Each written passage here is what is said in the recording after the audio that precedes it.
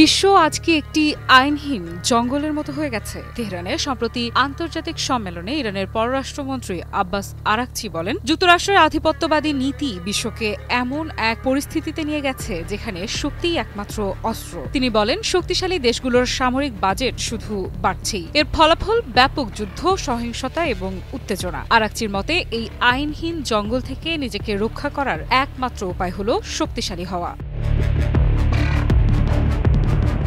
Araghchi অভিযোগ করেন, যুক্তরাষ্ট্রের নীতি শান্তি প্রতিষ্ঠা নয়, বরং আধিপত্য বিস্তার এবং প্রভাব বৃদ্ধির ওপর নির্ভর করছে। তিনি বলেন, একই প্রেসিডেন্ট যিনি নিজেকে শান্তির প্রতিনিধি হিসেবে উপস্থাপন করেন, তিনি যুক্তি বুদ্ধি ছাড়াই বিভিন্ন দেশে আক্রমণ চালাচ্ছেন, শহর খালি করার আদেশ দিচ্ছেন এবং নিঃশর্ত আত্মসমর্পণ দাবি করছেন। আন্তর্জাতিক আইন, পূর্বসূরিদের প্রতিশ্রুতি সবই আরাকচির ভাষায় উপেক্ষিত হয়েছে।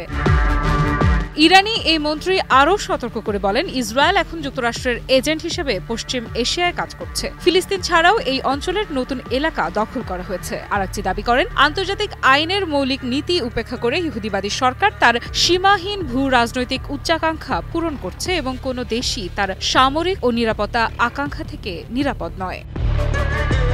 আরাকচি মনে করেন যে যুক্তরাষ্ট্রের সাম্প্রতিক পারমাণবিক অস্ত্র পরীক্ষা বিশ্বকে আরও উত্তেজনাপূর্ণ ও ঝুঁকিপূর্ণ পরিস্থিতির দিকে ঠেলে দিচ্ছে। তিনি বলেন, আইনহীন জঙ্গলে বেঁচে থাকার জন্য শক্তিশালী হওয়া অত্যন্ত প্রয়োজন, অন্যথায় সংঘাত ও অনিশ্চয়তা শুধু বাড়বে।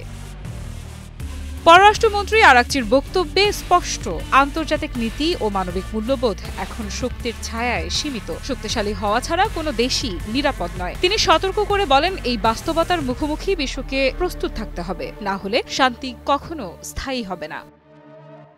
আফরিদা ইফরা, নিউজ 24।